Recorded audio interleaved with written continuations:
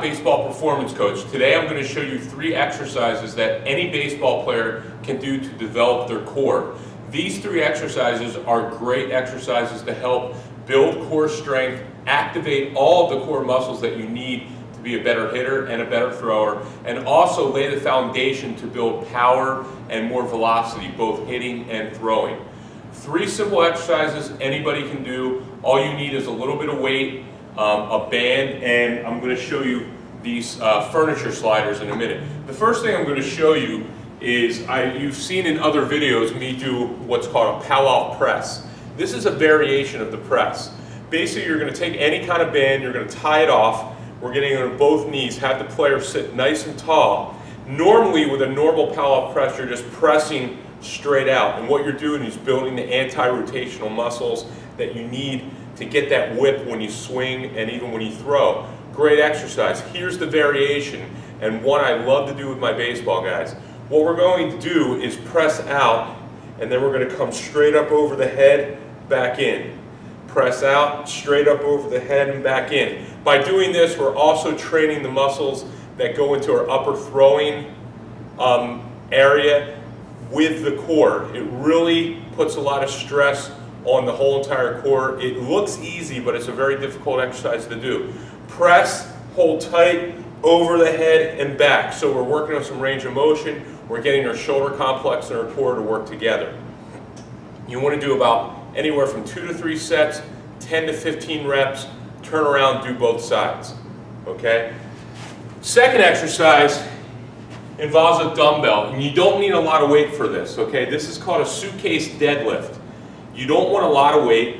You want to hold a dumbbell on one side, or anything that you find is heavy. Okay, for younger guys, it could be a jug of water, laundry detergent, something that's a little bit heavy. And what we're going to do is we're going to squat down as far as we can and come up, keeping our body nice and straight. Squat down, try to touch the dumbbell to the ground, come straight up. By doing this, what we're doing is forcing the muscles on the one side of the core to activate, to stop that lateral flexion. One of the things we want to do when we're hitting and throwing. You want to do both sides. Again, 2 to 3 sets.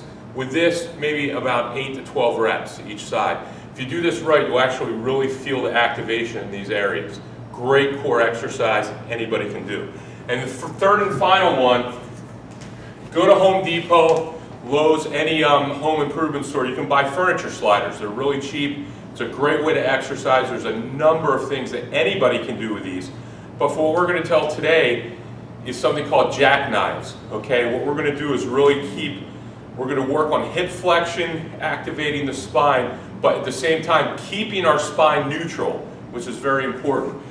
So what we're going to do basically is we're going to put these furniture sliders on our feet, keep the back flat, and we're going to come up and bend our knees all the way up. So it's like doing a reverse type of crunch.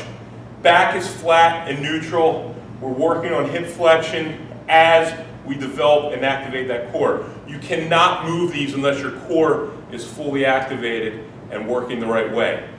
I like to keep these reps high, 15, 20, 25 reps at a time, 2 to 3 sets. You really feel this.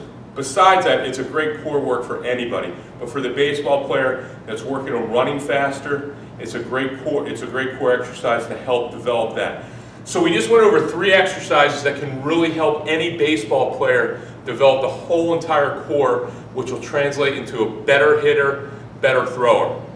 Check the exercises out, shoot me an email, let me know what you think.